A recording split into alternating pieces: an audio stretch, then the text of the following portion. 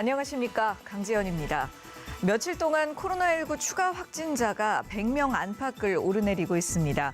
이 사태가 2달 넘게 이어지면서 시민들의 피로감 역시 커지고 있고 국민의 절반 이상이 일상이 정지된 것 같다라고 느낀다고 하는데요.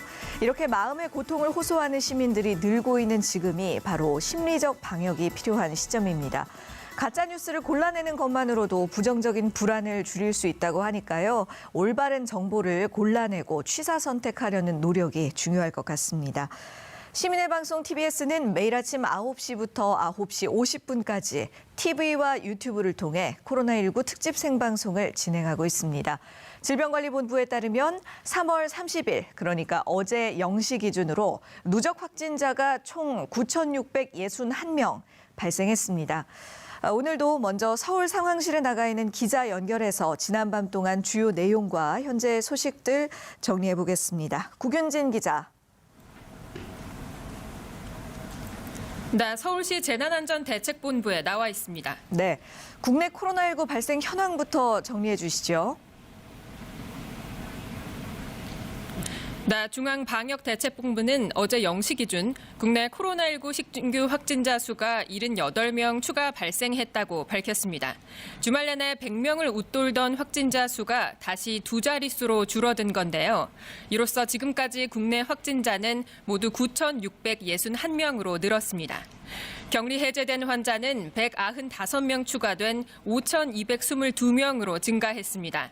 검사 중인 의심 환자는 13,500여 명으로 1,500명 정도 감소했습니다. 사망자는 어제 저녁 7시 30분 기준으로 4명 추가됐는데요. 경기 의정부 성모병원에서 치료를 받던 70대 환자 1명과 대구의 90대 환자 2명, 60대 환자 1명이 숨져 사망자는 모두 162명으로 늘었습니다.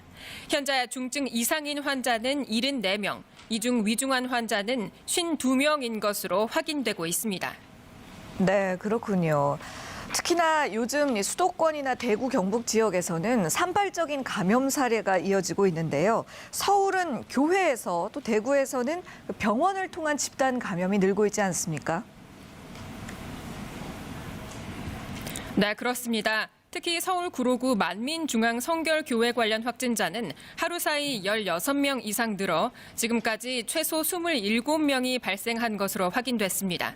확진자 중 2명은 금천구 하이힐 복합건물 내에 있는 콜센터에서 근무하고 있던 것으로 확인돼서 이 건물 콜센터 직원 등 총 70여 명에 대한 전수조사가 진행되고 있습니다. 중앙방역대책본부는 현재 만민중앙교회 예배당이 있는 구로구와 목사 사택, 교회 사무실, 연합성결신학교 등에서 추가 접촉자를 조사하고 있습니다. 이와 함께 도봉구의 대형 편입학원에서 일하는 강사가 확진 판정을 받으면서 밀접 접촉한 수강생들이 자가격리됐습니다.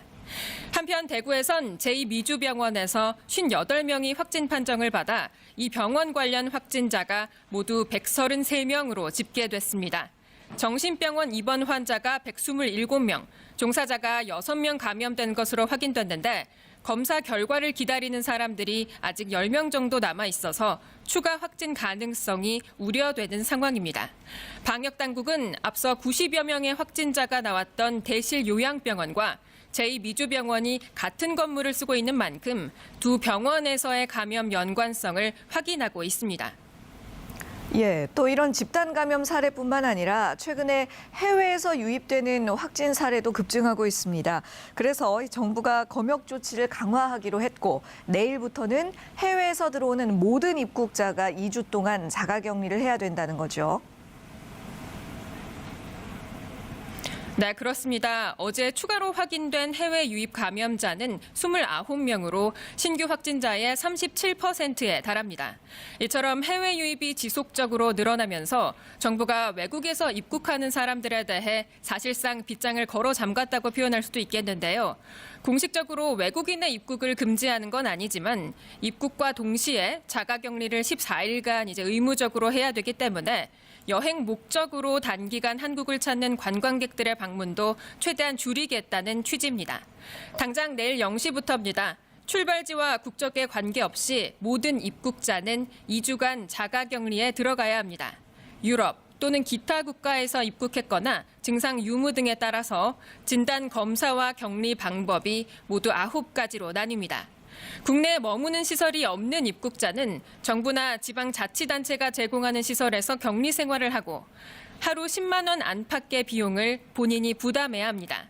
중앙방역대책본부는 국내 주거지가 없는 사람이 입국하더라도 1,600명 정도를 수용할 수 있는 시설을 확보했다며 이들의 격리 조치에 문제가 없을 것이라고 밝혔습니다. 다만 검사비와 치료비는 정부가 지원해 확진자가 신속한 치료를 받을 수 있도록 할 방침입니다. 네. 그런데 이렇게 대책을 세웠음에도 불구하고 자가격리를 어기고 무단 이탈하는 사례들이 발생을 해서 그게 문제인데요. 얼마 전에도 그 제주도에 자가격리 권고 대상인데도 여행을 갔던 미국 유학생 모녀가 있지 않았습니까? 이들에 대해서 제주도가 손해배상을 청구했다면서요? 네, 그렇습니다. 제주도는 미국 유학생 모녀가 의심 증세를 느끼면서도 제주 여행을 강행해 돈에 큰 피해를 입혔다며 모녀에게 손해배상 소송을 제기하고 제주도에 1억 1천만 원, 피해를 본 업체 2곳과 자가격리 2명 등에 대해선 2,200여만 원을 지급하라고 밝혔습니다. 유학생 A씨가 정부의 자가격리 권고 대상에 포함됐지만 4박 5일간 제주를 관광한 것은 미필적 고의가 인정된다고 본 겁니다. 이와 함께 정부는 자가격리를 어기고 무단 이탈한 수원 영국인에 대해서도 손해배상 소송 등을 검토하고 있는 것으로 전해졌습니다. 앞서 지난 20일 영국인 A씨는 코로나19 유증상으로 입국했는데 확진 판정을 받기까지 닷새 동안 마스크를 쓰지 않고 수원을 포함한 4개 도시를 이동하면서 모두 23명과 접촉한 것으로 확인됐습니다. 법무부는 이 영국인에게 위반 사유를 듣고 강제 추방 또는 손해배상 청구 등을 결정할 계획이라고 밝혔는데요. 다만 수원 영국인과 또 강남 모녀가 자가격리 의무화 이전에 입국했기 때문에 법적 검토가 추가적으로 더 필요하다는 입장입니다. 지금까지 서울시 재난대책본부에서 TBS 구균진입니다. 네, 구균진 기자 수고했습니다. 코로나19에 대해서 좀 더 자세하게 이슈들 살펴보겠습니다. TBS 보도본부의 서효전 기자와 함께합니다. 어서 오세요. 안녕하세요. 네, 먼저 대구 제2미주병원 집단 감염 사례에 대한 이야기부터 해보겠는데요. 60명에 가까운 확진자가 추가로 나왔다고요? 네, 앞서 서울시 상황실에서도 전해주셨다시피 대구 달성군 제2미주병원에서 직원 5명과 환자 53명 등 모두 58명의 환자가 추가로 나왔습니다. 이로써 제2미주병원 관련 확진자는 전체 133명으로 늘었는데요. 전체 확진자 120명을 기록한 경북 청도 대남병원보다 많은 숫자입니다. 당초 병원 자체 검사에서 종사자들은 모두 음성 판정을 받았었는데 재검사에서 확진자가 나온 겁니다.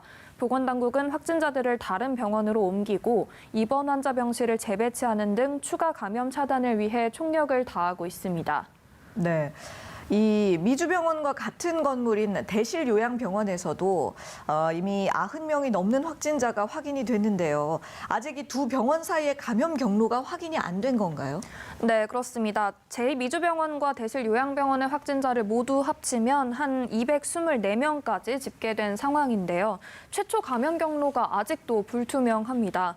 우선 두 병원 모두 좁은 폐쇄병동에 환자가 몰려 있었다는 공통점이 있습니다. 특히 대남병원 정신병동은 온돌방에서 환자 여러 명이 이불을 깔고 같이 생활해온 것으로 알려졌습니다. 제2미주병원은 병상이 있기는 했지만 공간이 좁아서 환자가 여러 명이 몰려있긴 마찬가지였습니다. 보건당국은 환기가 잘 안 되는 폐쇄병동의 특성상 공기 감염 가능성에 주목하고는 있지만 건물 전체에 작동하는 공조 시스템이 없었고 각층 환풍기도 제대로 작동하지 않은 것으로 확인됐기 때문에 공기 감염을 확신할 수는 없는 상황입니다. 또 다른 가능성으로 지금 지목되는 게 외부인 접촉으로 인한 감염인데요. 제2미주병원 측은 대실요양병원 확진자 발생 후 철저하게 출입을 통제했다고는 하지만 확진자 발생 직전까지 엘리베이터를 같이 사용한 것으로 확인됐습니다. 또 지난달 21일 대구의료원에서 병원으로 전원 온 환자 6명의 내부 전파 가능성도 나오는데 우선 보건당국은 환자 면회자 등 병원 출입자 명단과 CCTV를 확보해서 면밀하게 분석하고 있습니다. 네, 그렇군요. 이렇게 그 산발적인 집단 감염 사례가 계속해서 좀 나오고 있긴 하지만 그래도 전반적으로 봤을 때는 대구 경북의 확산세가 초반보다는 좀 주춤해진 것으로 볼 수 있지 않을까요? 네, 방역 당국은 어제 브리핑에서 특별 재난 지역으로 선포된 대구 경북 지역의 코로나19 유행이 상당 수준 진정됐다고 평가했습니다. 최근 들어 대구에서 하루에 신규 확자 20에서 많게는 40명이 발생하는데 대부분 요양병원이나 정신병원의 집단 감염이라면서 지역사회의 산발적 발생은 하루 10건 안쪽에 그친다는 겁니다. 확진자 증가폭도 많이 둔화된 모습인데요. 어제 0시 기준으로 확인된 신규 확진자 78명 중에 대구의 신규 확진자는 14명, 경북은 11명에 그쳤습니다. 지난달 말 대구와 경북의 신규 확진자가 하루에만 700명에 달했던 것과 비교하면 눈에 띄게 줄어든 겁니다. 네, 그렇네요.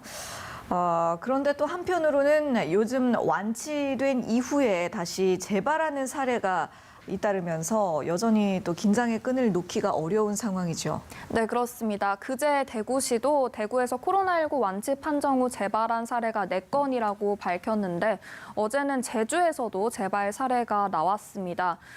제주시 첫 확진자였던 해군 장병이 지난 23일 완치 판정을 받고 퇴원했다가 7일 만에 다시 증상이 재발해서 입원한 건데요.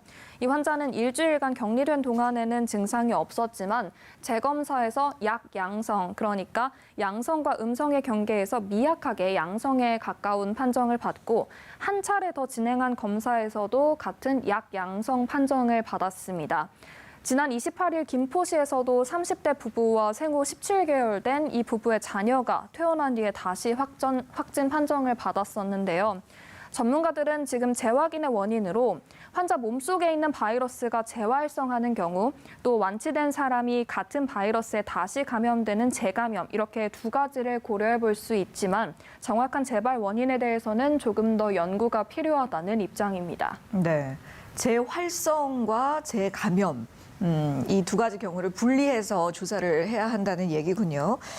자, 이제 다음 이야기로 넘어가 보겠습니다. 어제 문재인 대통령이 코로나19 관련 긴급 재난지원금을 지급하겠다, 이런 발표를 했네요. 네, 그렇습니다. 어제 문재인 대통령 주재로 열린 제3차 비상경제회의에서 정부가 긴급 재난지원금 도입 방안을 확정해 발표했는데요.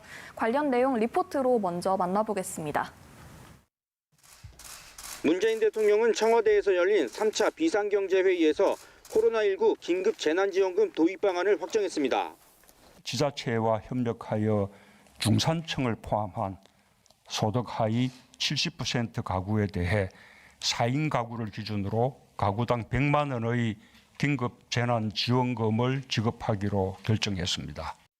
재난 상황에서 한시적으로 시행되는 이번 현금성 지원 대책으로 전국 2,050만 가구 중 1,400만 가구가 혜택을 받게 됩니다. 문 대통령은 이번 조치가 정부의 재정 여건상 쉽지 않은 결정이었지만 어려움을 겪고 있는 국민을 위로하고 경제 위기 극복에 큰 도움이 될 것이라고 말했습니다.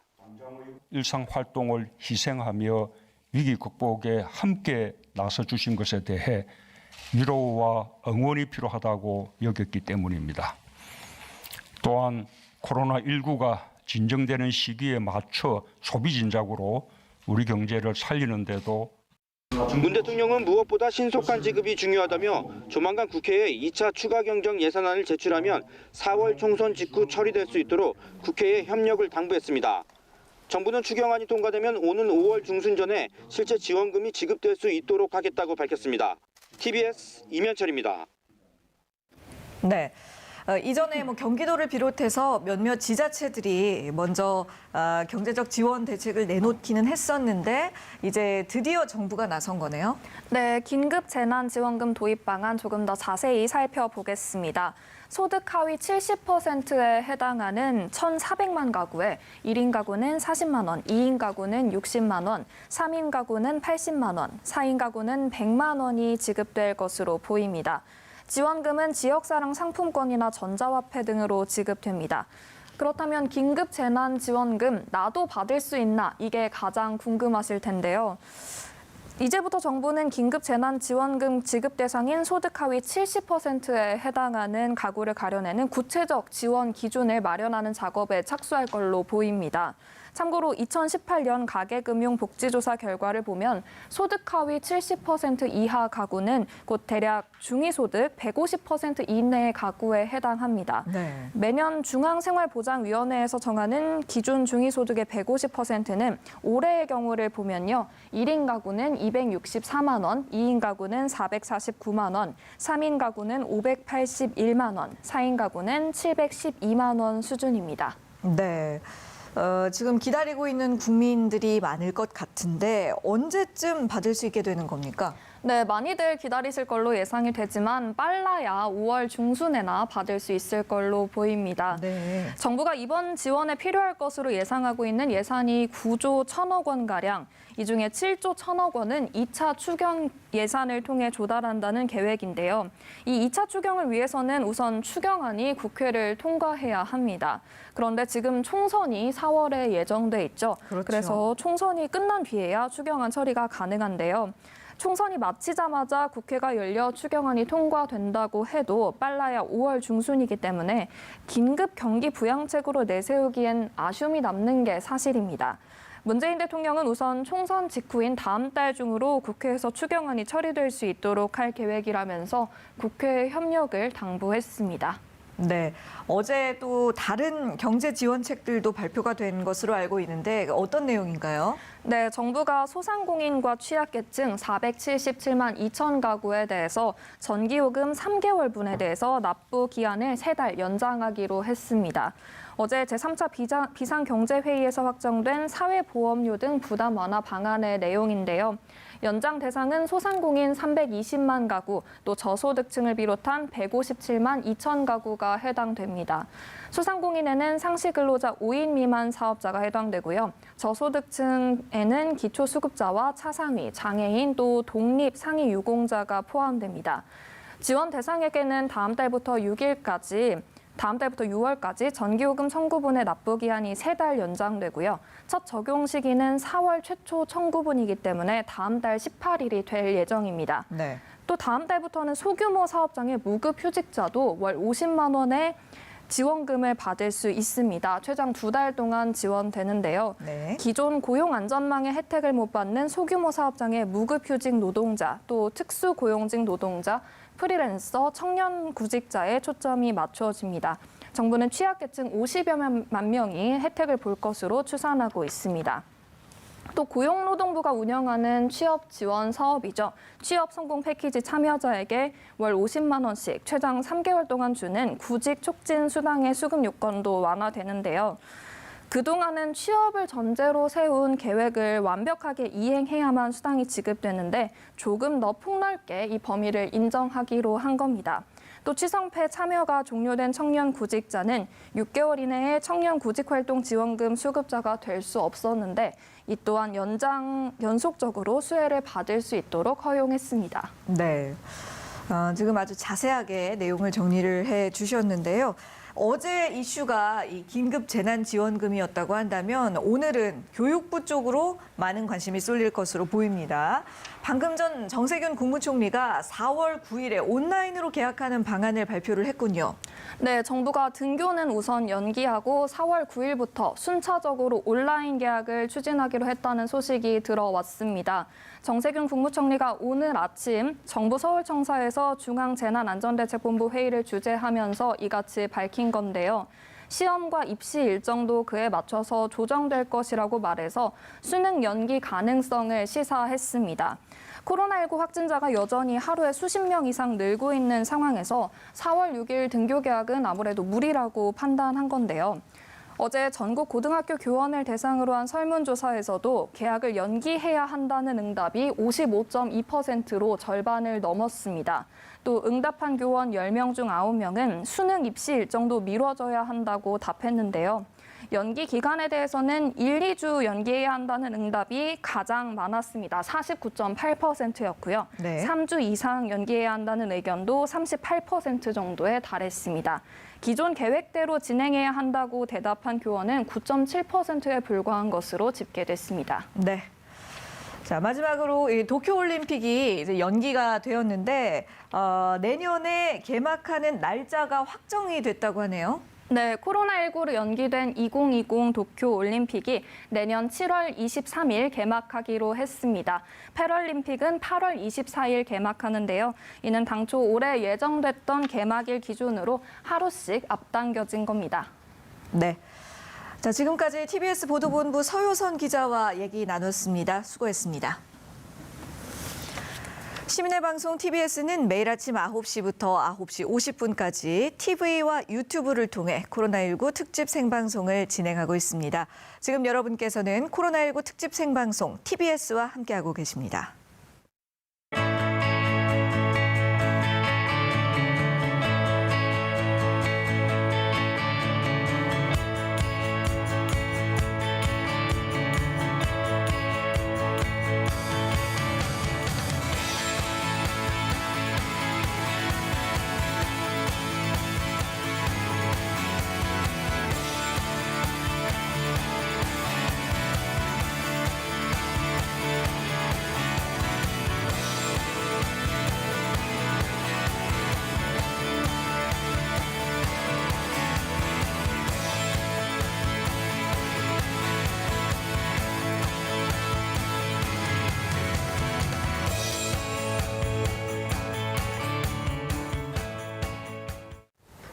자, 계속해서 코로나19에 대한 자세한 내용과 이슈들 전문가와 함께 짚어보겠습니다. 먼저 강북구 의사회 총무이사를 맡고 있는 이철희 이비인후과 전문의 나오셨습니다. 안녕하십니까? 네, 반갑습니다. 그리고 최명기 정신과 전문의도 함께하십니다. 어서 오십시오. 네, 안녕하세요. 네, 저희 조금 전에도 전해드렸는데요. 정부가 초중고등학교 개학을 4월 9일부터 온라인으로 순차적으로 진행을 하기로 했습니다. 이 정도면 무리 없이 진행이 될 수 있을까요? 두 분 의견 궁금한데요. 당연한 수순이라고 생각을 하고요. 이게 요즘 이런 생각을 많이 합니다. 이제 전 국민이 집중적으로 되게 열심히 지금 상황을 버텨내고 있는데 예. 처음엔 단거리 달리기인 줄 알았다가 알고 보니까 마라톤이었던 거죠. 그렇죠. 100m 달렸는데 42,095m가 남아있는 이런 상황인 것 같습니다. 제가 예전에 학교를 시골에서 나왔었는데 당시에 그 볼거리가 유행을 되게 많이 했습니다. 그러니까 저희가 어른이 보는 시선하고 다르다는 거죠. 예. 그래서 고학년인 경우에는 별로 문제가 없을 수 있지만 저학년 같은 경우에는 아직 이런 감염이라든지 이런 거에 굉장히 취약하고 밥은 또 마스크를 쓰고 먹을 수가 없죠. 네. 이런 문제들이 대규모 확산으로 이어졌을 경우에 개학을 했다가 다시 또 휴학을 해야 되는 이런 상황이 발생할 수 있을 것 같고 이러한 문제 때문에 지금 연기를 했지만 필요에 따라서 추이를 봐서 추가적인 연기를 할 거를 일단은 다시 한번 좀 고민을 해봐야 되는 상황이 생길 수도 있을 것 같습니다. 예, 알겠습니다. 최명기 선생님 의견은 어떠십니까? 일단은 그 계약과 관계가 돼서는 이제 세 어떤 그 요소의 입장이 있습니다. 네. 첫 번째는 학교의 입장이 되는 거지요.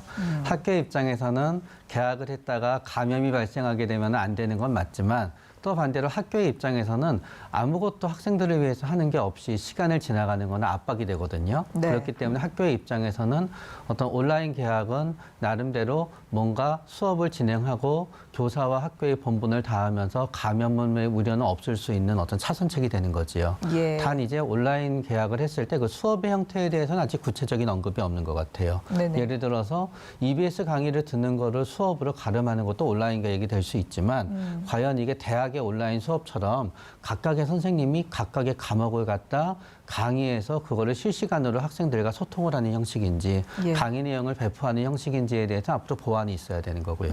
두 번째로는 이제 학생의 입장이 있을 수 있습니다. 학생의 입장에서는 굉장히 학교에 가고 싶은 입장과 학교에 가고 싶지 않은 입장이 있게 되는 거거든요. 네. 학교에 가고 싶은 입장도 공부를 하기 위해서 학교에 가고 싶은 입장이 있는 거고 너무너무 집에서 지루하기 때문에 친구들을 만나기 위해서 학교에 가고 싶은 입장이 있는 건데요. 예, 예. 학생의 입장에서는 온라인 개학은 학교에 가서 공부하는 거는 아직은 준비가 덜 돼 있지만 친구들을 만나러 학교에 가고 싶었던 아이들의 입장에서는 집에 있는 거와 똑같은 효과가 있는 것 같습니다. 마지막으로는 이제 부모 입장이 있을 수 있습니다. 부모의 입장은 학교에 가면 굉장히 감염이 두렵기는 하지만 아이들이 학교에 집에서 아무것도 안 하고 있는 거는 또 부모의 입장에서 너무 답답하거든요. 그러나 상당수의 부모님들은 그렇기 때문에 또 학원을 갖다 이용하게 되는데 또 학원을 이용한다 하더라도 그거는 학교와 같은 강제성은 없거든요. 네. 그렇기 때문에 온라인 계약은 부모님의 입장에서 학교에 가서 정규적인 수업을 받는 것 정도의 만족도와 강제력을 지니지는 못하기 때문에 만족도는 약간 떨어질 수 있으나 예. 그러나 아이들이 일정 부분 진도를 나가야 되고 숙제를 해야 되고 그런 부분에 대한 강제력이 있을 수 있기 때문에 네. 온라인 계약은 전반적으로 봤을 때 현재 완전 휴업보다는 좋은 선택이 되는 것 같고요. 예. 현재로서는 맞는 입장이 되는 거고 그러나 이제 또 시행을 해보면서 온라인 계약을 계속 유지해야 될지 아니면 실제 계약을 유지해야 될지 어떤 형태의 수업이 이루어져야 될지에 대해서 이제 보완이 될 거라고 생각이 됩니다. 네. 어쨌든 지금 현 상황에서는 최선의 결정이라고 할 수 있겠습니다만 앞으로 이 온라인 수업을 어떻게 효율적으로 진행을 할 것인지 그 수업의 구체적인 형태가 정리가 돼야 네. 하겠고 네. 또 학생과 부모의 입장을 아울러 고려를 하면서 앞으로의 진행 방향을 네. 봐야 한다. 예, 이런 이야기신 것 같습니다. 자, 이렇게 여러 가지 우려 속에서 지금 또 큰 문제가 해외에서 유입되는 확진 사례가 늘고 있어요. 그래서 정부가 내일부터 모든 입국자를 대상으로 2주간 의무 격리를 하겠다라고 발표를 했고요. 그래서 입국자에 대한 입국 수속 강도를 점차 높이고 있습니다. 이 부분에 대해서는 어떻게 보시는지요? 좀 늦은 감이 있지만 그 2주 격리는 당연한 수순인 것 같습니다. 네. 지금 귀국자의 확진율이 훨씬 높죠. 그 국내에선 잠불을 끄고 있는데 해외에서는 활발 타는 불씨가 들어오고 있는 그런 모양새입니다. 맞습니다. 그리고 문제는 입국자를 전수조사 지금 할 수가 없고 잠복기 관련 이슈가 좀 있습니다. 다 막을 수가 없다는 얘기죠. 예. 문제가 또 이제 개강하고 또 겹치는 상황이었었고 그런 것들 때문에 학부모들의 원성이 굉장히 높습니다. 예. 반면에 또 해외에 가족이 있는 가정의 경우에는 발을 동동 구르고 있죠. 비행기 편도 없고 걱정이 네. 되게 많이 되는 거죠. 네. 그 마음을 전 충분히 이해할 수 있을 것 같습니다. 근데 중요한 것은 입국을 막지 못하는 것은 어쩔 수 없다고 쳐도 국민들이 2주간 자가격리할 때 무단 이탈에 대한 걱정을 굉장히 많이 합니다. 예. 확진자가 그 무단 이탈을 해서 생겼던 이슈가 좀 있었죠. 네. 그래서 이런 것들에 대해서 좀 장기적으로는 그 손해배상에 대한 것들을 명문화해서 서명 같은 걸 받으면 약간 심리적인 부담을 좀 줘서 그런 이탈 사례를 좀 줄일 수 있는 데 도움이 되지 않을까 하는 생각이 있습니다. 예. 그래서 또 서울시에서는 그 대책의 일환으로 또 서울시뿐만 아니라 몇몇 자치구에서 입국자 전용 공항버스를 운영하겠다고 발표를 했는데요. 혹시 모를 또 대중교통을 통한 감염 확산을 막기 위한 조치다. 이렇게 볼 수 있겠거든요. 이런 대책들이 실제적으로 얼마나 효과가 있을까요? 비용과 노력이 들더라도 반드시 시행되어야 되는 것이라고 생각합니다. 네. 대중교통을 이용하는 거하고는 당연히 비교할 수가 없겠죠. 추후에 확진자가 생겼을 때 역학조사 측면에서도 훨씬 이득이 있을 것 같고 네. 비용이 기존 버스비하고 동일하게 측정되었는데 버스 기사분은 방호복하고 고글을 쓴 상태로 운전을 하게 됩니다. 근데 좀 걱정이 되는 부분이 사실 의료진도 방호복을 입을 때 심리적 압박감이 대단합니다. 네. 가족들은 이제 뭐 전쟁터에 나가는 사람처럼 걱정을 굉장히 많이 하고 그래서 일단은 방호복에 대해서 교육이 충분히 이루어져서 어떻게 입고 벗는 것도 되게 중요하거든요. 네. 어떻게 벗는지를 좀 잘 교육을 해야 될 것 같고 이러한 위험에 대한 이게 또 감염이나 사고 위험이 존재하기 때문에 이러한 위험에 대해서 그 버스 기사님의 그 수당 같은 거를 적절히 보존해 주는 것이 필요하지 않을까 하는 생각이 있습니다. 예, 알겠습니다. 지금 그 이철희 선생님께서도 언급을 잠깐 해주셨습니다만 가장 문제가 되는 것이 유학생들이 입국을 하면 하는 것인데 문제가 자가격리 수칙을 어기는 사례가 발생을 하고 있기 때문에 이 입국자들을 바라보는 사회적 시선이 좀 안 좋아지는 경향이 있는 것 같거든요. 또 이런 현상이 계속되면 이게 유학생 포비아가 되는 게 아닌가 그런 걱정이 나오고 있습니다. 네, 그렇기 때문에 서로에 대한 입장에 대한 이해가 필요한 것 같아요. 자가격리를 갖다 어기는 경우엔 뉴스에 나오지만 반대로 얘기하면은 아직 우리가 자가격리 뉴스에 나올 정도로 자가격리를 어기는 사람이 많지 않은 겁니다. 모든 사람이 다 자가격리를 어기면 그게 뉴스에 나오지 않잖아요. 네. 그렇기 때문에 대부분의 유학생들이나 대부분의 유학생 학부모님들은 굉장히 자가격리를 다 대부분 잘 지키고 있다는 거예요. 예. 그러나 우리가 어쩌다가 어기게 되는 수가 예를 들어서 뭐 50명, 100명 통계가 나오면 많은 것 같지만 100명이나 어기고 있어? 그럴 수는 있겠지만 네. 전체 입국자가 뭐 수만 명에 해당될 때 100명이 어기고 있다. 그런 반대로 얘기하면 그거는 수만 명이 잘 지키고 있다는 걸 의미하거든요. 네네. 그렇기 때문에 우리가 그런 부분을 좀 더 고려했으면 좋겠고요. 네. 그러면서 또 입국하시는 분들도 서로의 입장을 이해해서 결국은 현재 입국하시는 분들의 입장에서는 전체 입국자 중에 실제로 감염된 사람은 별로 많지 않아. 나는 아닐 거야라고 생각할 수 있겠지만 또 국민들의 입장에서는 사실 우리나라에서 현재 코로나로 사망한 분들 별로 되지 않습니다. 맞아요. 많지 않습니다. 네. 그러나 우리가 그 엄청나게 거기에 대해서 공포감을 느끼고 노력하고 있으니까 또 그 부분에 대해서 이해하고 더욱더 조심하고 그러면은 저는 유학생 포비아는 생기지 않고 또 우리가 슬기롭게 잘 극복해 나갈 수 있다고 생각합니다. 네. 모든 입장에서의 노력이 네. 함께 네. 필요하겠군요. 자, 이렇게 코로나19 사태가 2달 넘게 장기화되고 있는 상황에서 물론 모든 분들이 힘든 시간을 보내고 있겠습니다만 그중에서도 특히 의료진들이 가장 힘든 시간을 보내고 있지 않을까 싶습니다. 아무래도 확진자와의 밀접 접촉이 계속적으로 이뤄질 수밖에 없는 그런 환경이고 감염 위험에 누구보다도 많이 노출돼 있지 않을까 우려가 되는데요. 네. 1차 진료를 담당하고 있는 의사들은 지금 현 상황을 러시아 룰렛이라고 표현을 하는 경우가 있습니다. 그 총을 쏘는 네. 그 게임이요. 확진자가 이제 왔다 갔는데 마스크를 쓴 상태로 진료를 보면 그 격리를 안 당하는데 예. 그렇게 진료를 볼 수는 없는 노릇이거든요.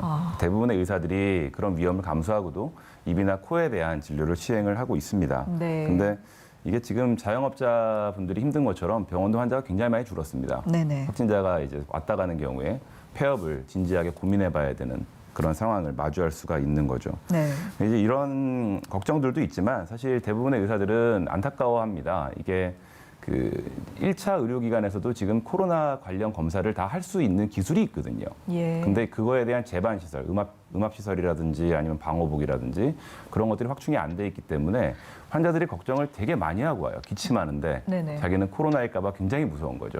심지어 저희 의사가 느끼는 것보다 감기 증상이 있는 환자들은 굉장히 무서워합니다. 그럼 진료를 진단을 해주고 싶은데 아직은 그런 감염 관련된 그 시설들이 없다 보니까 진단을 할 수가 없는 거죠. 네. 검사 방법이 독감 검사랑 되게 유사하거든요. 예. 그래서 먼 안목으로 좀 그 정부에서 이런 1차 의료기관의 감염관리 수가 같은 걸 만들어서 지원을 해서 장기적으로 저희도 그런 것들을 볼 수 있는 재반 시설을 만들어주면 그러면 앞으로 이게 마지막이 아닐 수도 있거든요. 예. 이게 끝이면 제일 좋겠지만 그래서 차기에 또 같은 일이 반복됐을 때 뭔가 효과적으로 대응을 할 수 있게 그런 시스템상의 구조를 개선하는 것이 좀 필요할 것 같습니다. 예.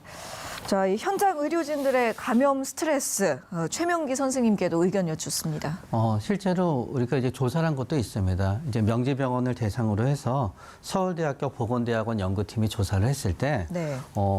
의료 관계자의 76% 이상이 감염의 가능성을 염려하고 있다고 얘기를 했어요. 네. 그런데 이 염려를 한다는 거는 어느 정도까지는 어느 정도까지는 도움이 되는 부분도 있습니다. 예를 들어서 우리가 염려하고 걱정하고 그렇기 때문에 또 조심하고가 되게 되는 건데 이 염려와 걱정이 어느 순간을 넘어가게 되면은 그 염려와 걱정이 오히려 도움이 되는 게 아니라 염려와 걱정이 스트레스로 작용하기 때문에 오히려 부주의를 일으키게 되고 실수를 일으키게 되거든요. 네. 그렇기 때문에 바로 그 선을 갖다 넘지 않도록 우리가 인력을 갖다 투입해서 좀 더 조심하게 해둔다든가 아니면 우리가 매뉴얼을 갖다 좀 더 현실적으로 해서 뭔가 이렇게 감염은 되지 않으면서 뭔가 좀 더 빨리빨리 좀 더 편하게 활동하게 해줄 수 있는 방법을 연구해야 되는 거거든요. 그렇기 때문에 염려 자체는 나쁘지 않은 거나 그 염려가 스트레스로 작용을 해서 그 스트레스가 부주의를 만들지 않게끔 우리가 주의해야 되는 점이 있어야 된다고 생각합니다.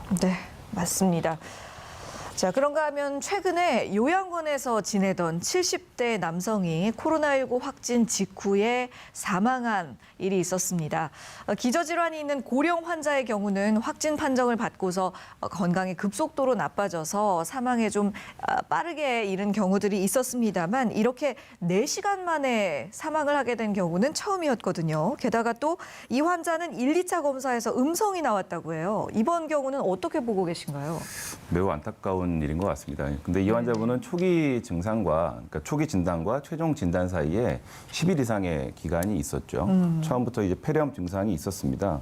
물론 다른 종류의 폐렴을 앓고 있다가 면역이 떨어진 상태에서 코로나에 감염이 됐을 가능성도 있지만 네. 정황상으로 보면 일단 코로나에 감염돼서 폐렴이 생겼고 이게 초기에 진단이 안 됐을 가능성을 배제할 수가 없을 것 같습니다. 네. 독감 같은 경우도 그런 경우가 자주 있습니다. 처음에 가족이 갑자기 전체가 연락이 시작해서 와서 검사를 해보면 아빠만 독감이 안 나오는 거죠.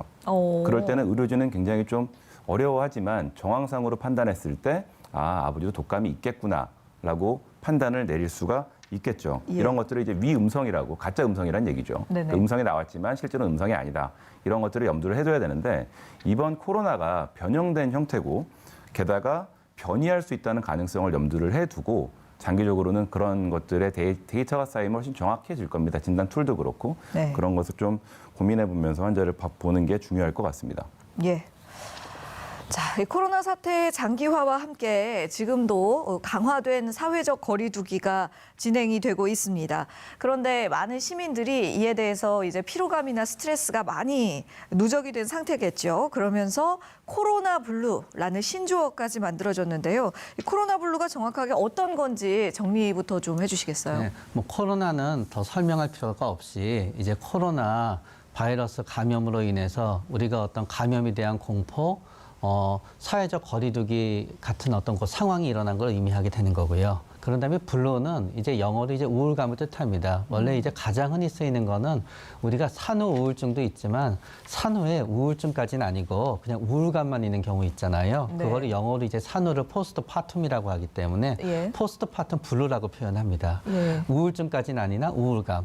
비슷하게 이제 포스트파텀 블루에서 포스트파텀을 갖다 코로나로 대처해서 코로나 블루라고 우리가 이제 표현하게 된 것입니다. 예, 그러니까 우울증 그런 정신적인 질환까지는 아니다. 네, 네. 그와 유사한 우울감 네, 네. 정도로 해석을 해보면 되겠네요. 그 실제로 코로나19 사태 이후로 얼마나 많은 분들이 이런 심리적 고통이랄까 이 코로나 블루를 경험하고 있는 겁니까? 뭐 경기도민을 대상으로 한 연구가 있었는데요. 59%에서 코로나19로 우울감을 느낀다고 했고요.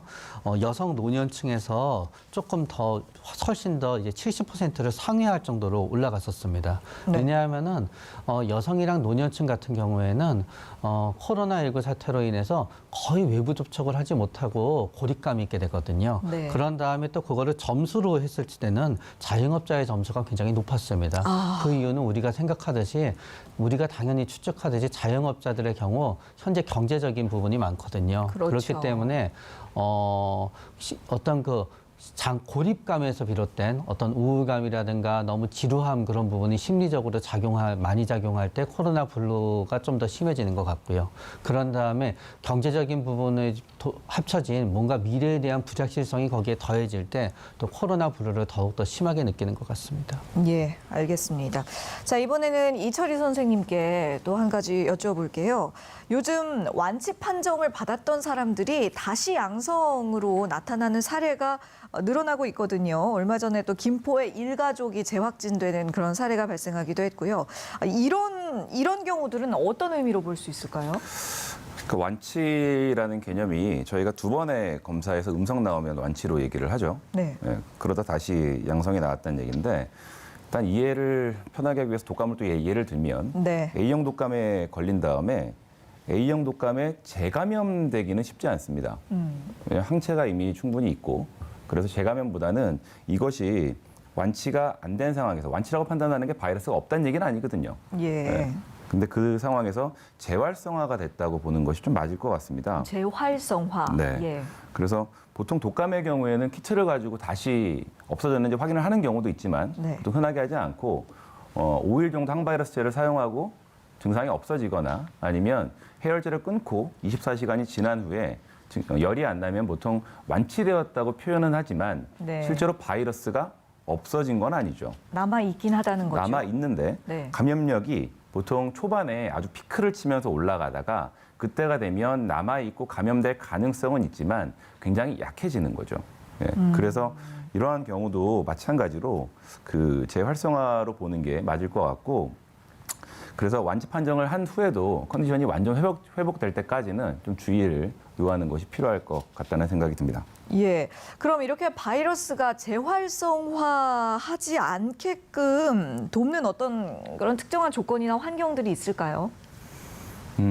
일단은 면역하고 연관이 분명히 있을 텐데 예. 저희가 바이러스가 몸에 들어오면 몸에서는 싸우기 위한 군대를 만들기 시작합니다. 근데 그 군대가 많아져서 바이러스를 무찌를 만한 상태가 되면 그때 전쟁에서 승리를 하는 거죠. 네. 근데 항상 그렇지 않은 게 저희가 예전에 이제 이순신 장군님이 작은 군대로 큰 군대를 물리친 것처럼 네네. 이제 몸에도 비슷한 일이 일어날 수가 있습니다.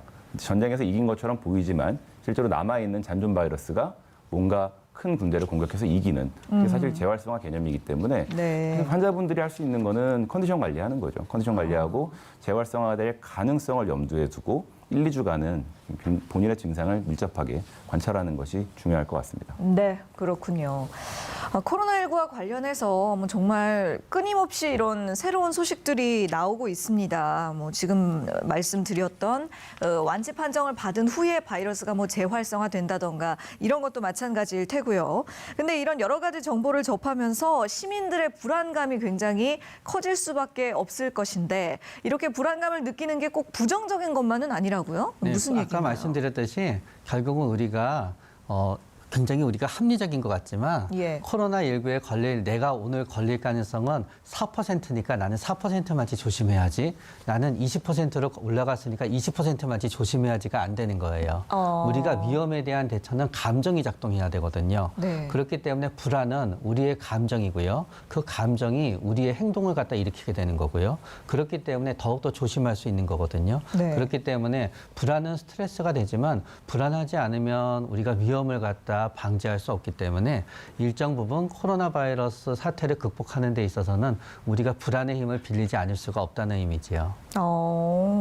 그렇다면요, 이 코로나19 지금 이 사태처럼 정말 짧은 시간에 국민들을 심리적 불안에 몰아넣었던 또 그런 다른 사례가 있었을까요? 저는 1997년 위안위기가 가장 비슷했던 것 같아요. IMF 사태. 네네. 예. 그때 지금은 돌이켜놓고 보면은 위안위기가 우리 경제에 오히려 도움이 됐다. 그런 다음에 위안위기 때는 많은 분들이 우리나라가 거기에서 멈추는 줄 알았었어요. 그러나 네. 위안위기 몇 년 안에 다시 또 극복이 됐거든요. 네. 비슷하게 코로나19 사태는 경제적인 부분, 그런 다음에 감염병의 부분이 합쳐졌기 때문에 위안위기에 버금가는 파급 효과를 지금 대한민국에 주고 있는 건 사실인 것 같아요.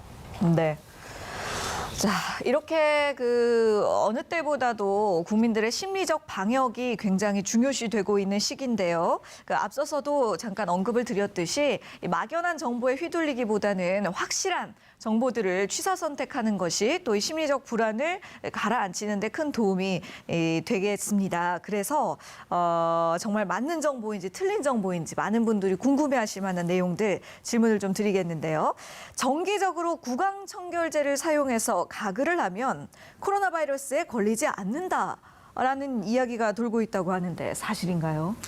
한 두 가지 정도로 고민을 해봐야 될 것 같습니다. 네. 가글이 일단은 효과가 있냐는 것이죠. 가글하면 얻을 수 있는 효과는 구강에 있는 균을 제거하는 효과일 거라고 생각이 됩니다. 근데 가글을 했을 때 코로나 바이러스가 있어주면 죽일 수가 있겠죠. 뭐 그럴 가능성이 있겠죠. 네. 근데 문제는 가글을 주기적으로 하는 것이 효과가 있을 거냐? 이제 우리 피부나 점막 등에는 정상적인 세균들이 살고 있습니다. 네. 그런 것들이 이제 외부에서 유입되는 세균이나 바이러스를 막아주는 그런 효과를 하는 거죠. 그래서 또 한편으로는 주기적으로 계속 너무 과하게 하면 그러한 균들도 죽여서 오히려 감염에 취약해질 수 있는 가능성이 존재하지 않을까라는 조금 고민이 있고 네. 다음에 얘기를 들어보면 가글보다는 제 생각엔 요즘 알러지 시즌이기 때문에 예. 코세척을 하는 게 더 효과적일 것 같습니다. 만약에 코세척이요? 둘 중에 하나를 한다면 예. 사람이 실제로는 입으로 손이 많이 가지는 않죠. 예. 보통 코로 손이 많이 가서 딱지가 많이 낀다든지 불편하거나 가려울 때 자꾸 코를 만지게 되는데 네. 그런 것들이 감염을 부추기기 때문에 손을 통한 전파가 계속 강조되고 있잖아요.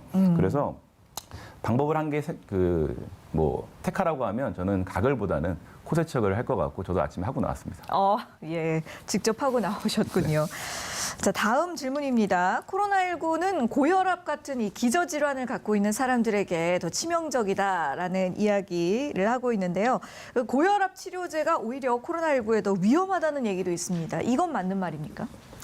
결론은 알 수 없을 것 같습니다. 통제된 데이터가 없는 거죠, 아직은. 네. 이제 시간이 지나면 알 수 있을 텐데 독감 얘기가 자꾸 나오는데 독감약 때문에 환자들이 되게 걱정을 많이 했죠. 네. 환각이 생기고 자살에 대한 위험률이 증가한다.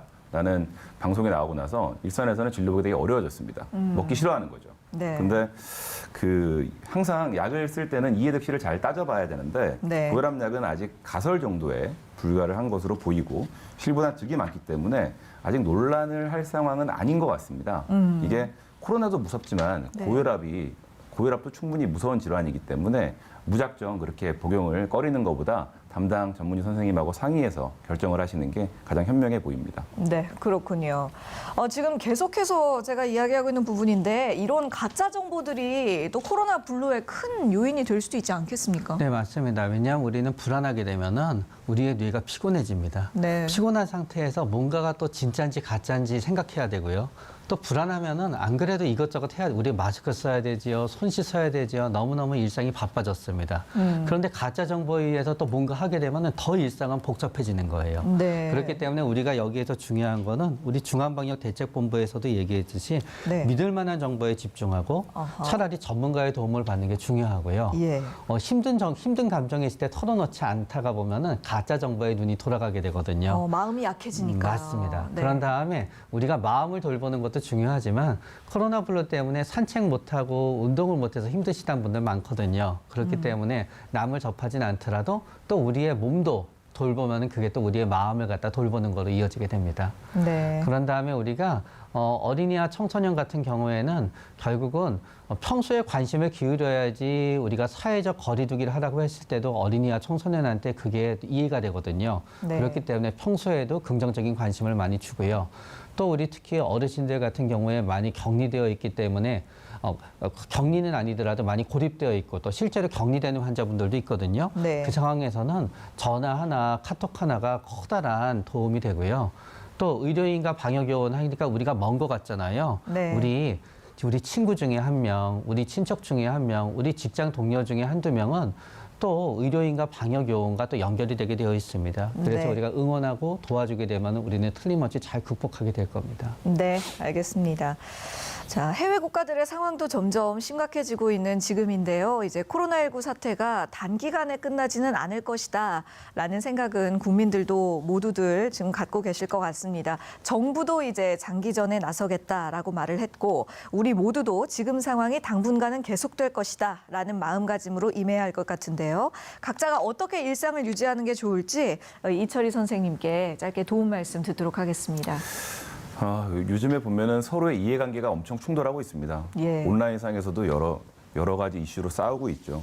근데 전쟁이 저는 경험해보지 못했지만 전쟁이 나면 훨씬 참혹한 상황일 거라고 생각됩니다. 지금은 아직 힘든 상황이긴 하지만 그래서 이런 상황에서 제일 필요한 것은 서로에 대한 배려라고 생각합니다.